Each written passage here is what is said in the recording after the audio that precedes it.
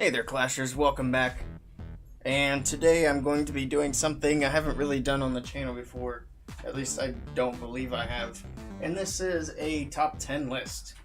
So, any day now we should be seeing some sneak peeks for the big summer update.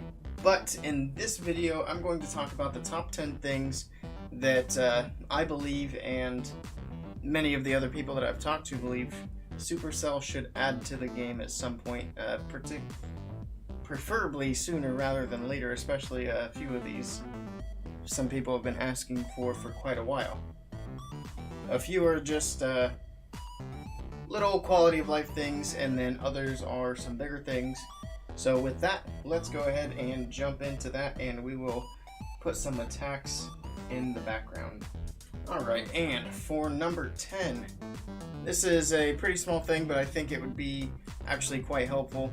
And I would like to see Dark Elixir be able to be used to upgrade walls. And even if it's only to the max level walls, it would still be really helpful to have even like 100,000 Dark Elixir be used to upgrade a wall. It's super expensive, but it's better than nothing.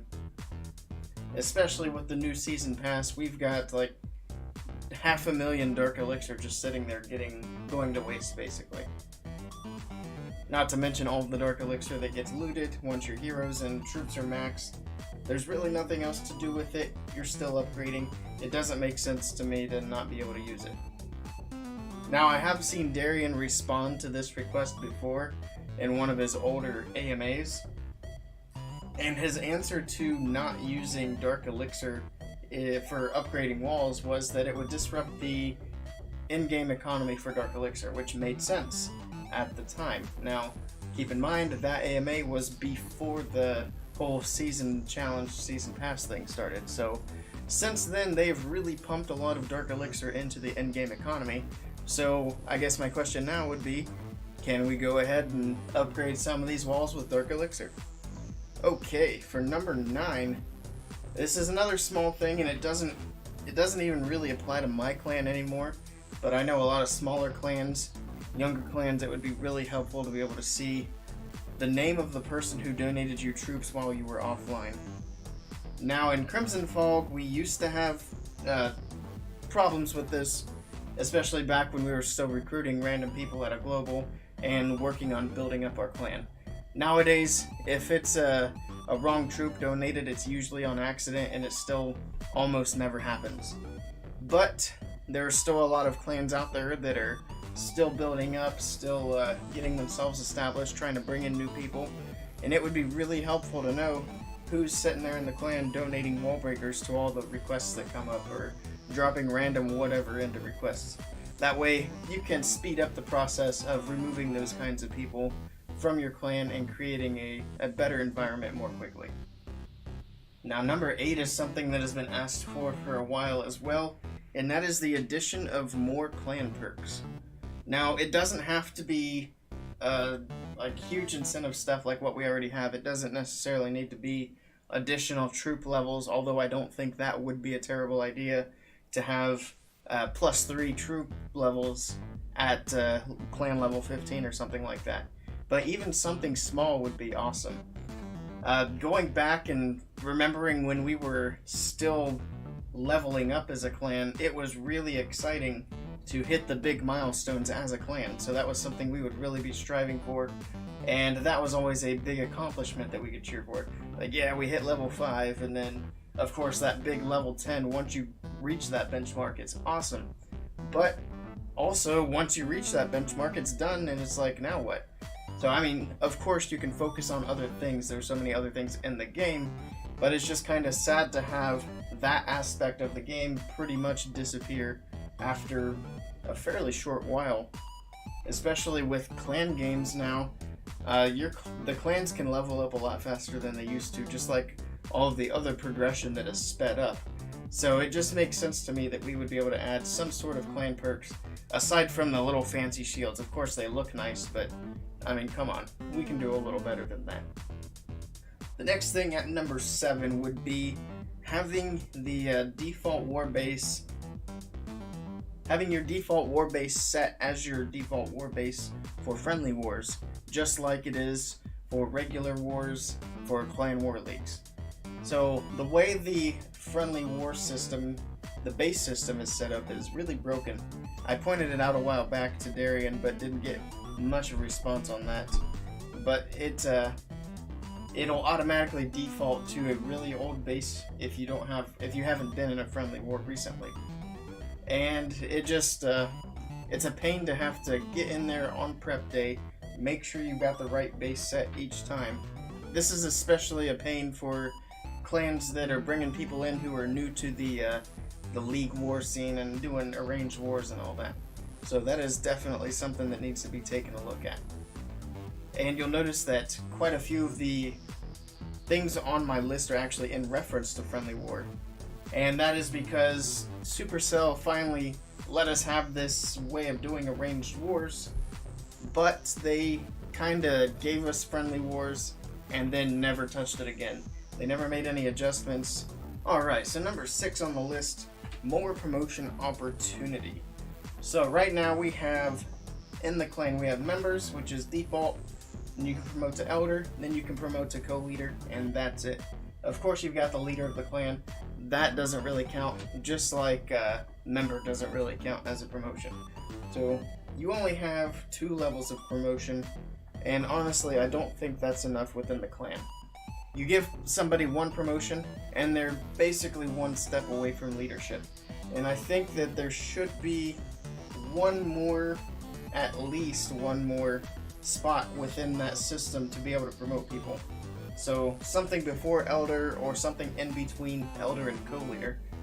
I know in Crimson Vogue and in a lot of clans, really, especially good clans, the promotions aren't handed out very often. And that's just because of basically what I mentioned. You give somebody 1 promotion and then they're just 1 step away from being a co-leader, which being a co-leader in our clan is a pretty big deal because you're taking on extra responsibilities. You're basically a part of leadership at that point. So I think it would be great to be able to reward some people earlier on and giving them a promotion in the clan to let them know that they're doing well and they're on the right track to continue to be promoted. Alright, so number 5. This is also a small thing, but it's kind of annoying.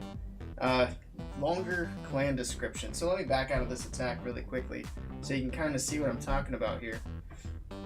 So as you see, we have our clan description set up.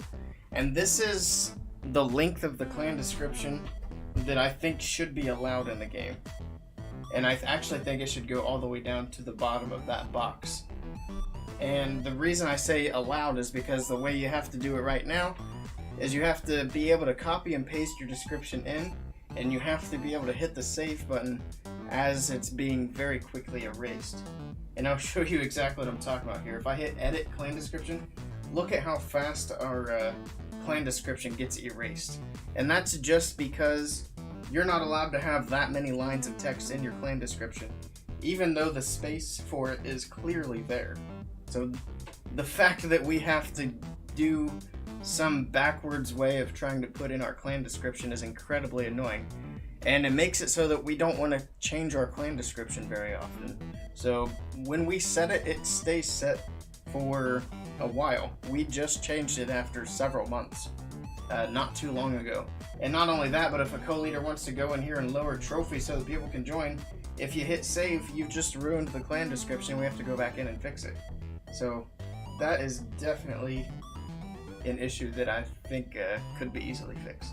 Okay, so we're in the top 4 now of this list, getting into the meat and potatoes of things. So at number 4, I think it would be great if people could do friendly wars and regular wars at the same time in different clans. So the way that Clan War League is set up, you can do Clan War Leagues and regular wars at the same time if you're in different clans. And I think that friendly wars should operate in the same way. The friendly war should be tied to the clan instead of the individual. Especially with all the esports stuff that's going on with ESL, it would be extremely helpful if people could do regular wars in their home clan and then leave and go to their other clan for ESL and do their hour and 15-minute war there and not have to worry about whether or not they're going to be able to do war in their home clan. So,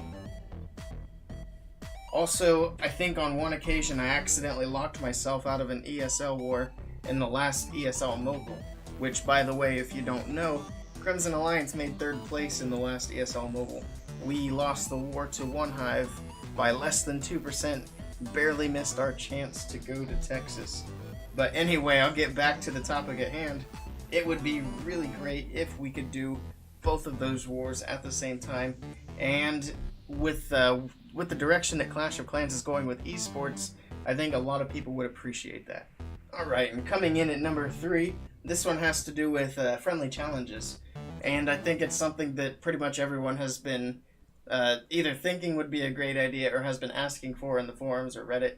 But being able to use an instant friendly challenge army, or have an option to use your back-trained army instead of a friendly challenge pops up and you have to use the army that you currently have cooked.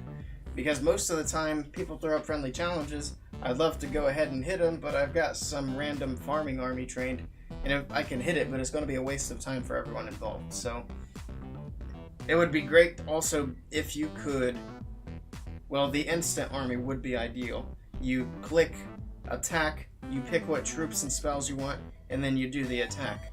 Or if you could use the back-trained army, you could leave your farming army alone, back-train a heavy army to do the friendly challenge attacks, and then delete that army without wasting the resources and go back to your farming hits. So either way would be a vast improvement on the friendly challenge system. Alright, going back to friendly wars and the ESL stuff that's going on. The way that ESL is working right now is everybody on the small team of 5 gets 1 attack to use. So you can't use both of your attacks. And this takes a little bit of policing. If people use their 2nd attack, they forfeit the war, stuff like that. I think it would be awesome if friendly challenges could have the option for players to actually only have 1 attack. Not only would this help ESL run more smoothly, but it would be easier for clans to actually practice these types of wars outside of ESL without trying to police it amongst themselves and say, okay, so you used 2 attacks, so this war doesn't count. How about you just set up the war so that everybody only has 1 attack, just like how Clan War League is currently set up, and then everything's going to run smoothly, and you'll be able to get through your whole war, no problem. It'll also be good for traditional leagues. That way they could consider setting up some divisions where clans are only going to have 1 attack apiece. Alright, last but not least, my number 1 suggestion, update thing, and this is something that one of our own, Floozy, has actually brought up and brought to the attention of Darian himself. And Supercell has mentioned that they're looking into it, so nothing concrete, we don't really know what their intention is, but this idea is an in-game alliance integration. So I'm going to talk a little bit longer on this one, because I think this is one of the greatest things Clash of Clans could add to the game. And what I mean by alliance integration. So, first of all, Clash of Clans is a very social game. In fact, if it weren't for the social aspect, I would have quit a long time ago and several times since then. But our clan members have kept me in this game, and our alliance people, they have all kept me in this game. And I'm pretty much here for the people. So why not bring more of that social aspect into the game? So we have our clans already, and many clans have either a family clan system or some sort of alliance with other clans, and all of that has to be basically done outside of Clash of Clans. A lot of it's done on Discord, there's some done on Reddit, I think there are some people who do it through Supercell forums, but the problem is, if you've got to do it outside the clan, I don't think we're getting quite as much out of our alliances as we could be. So if Supercell were to integrate alliances into the game itself, and there are various different things that could be done with this. I think obviously one big one would be to have a 3rd tab up here on the chats. So you scoot over to a 3rd one, it says alliance.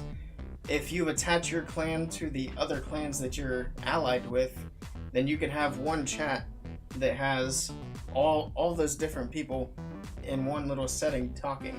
And it's not like global where it's a bunch of random people. It's kind of like your home clan chat just expanded. And I think it would be even better to have people be able to request troops and spells and whatever there. So if you don't have people online in your clan, you'll probably have people online in your alliance. So you send a troop request there, your alliance members can fill it up, and I don't know, they'll probably see some sort of problem with that. But I think it would be really helpful with the social aspect of Clash of Clans. Another thing that would be really helpful with an alliance integration is to have basically open borders without really having to leave and join. You can cross over to your other alliance clans without any problems. And that could be good for people visiting for wars, doing friendly challenges, maybe just have friendly challenges in that third tab that I mentioned. But I think people could really see the value in having something like that added to the game. But anyway, that is it for my top 10 list. One thing I would have mentioned would be the clouds as you get higher in the leagues. But the clouds are supposed to be getting fixed very soon, so we will wait and see how that turns out. We'll call that an honorable mention there. Other than that, let me know what you think of my list down below, and if there's anything you would add to the list of things that Supercell needs to add to the game, let me know what that is. If you like this video, be sure to give a thumbs up. If you want to see more Clash of Clans content from me, be sure to click that subscribe button.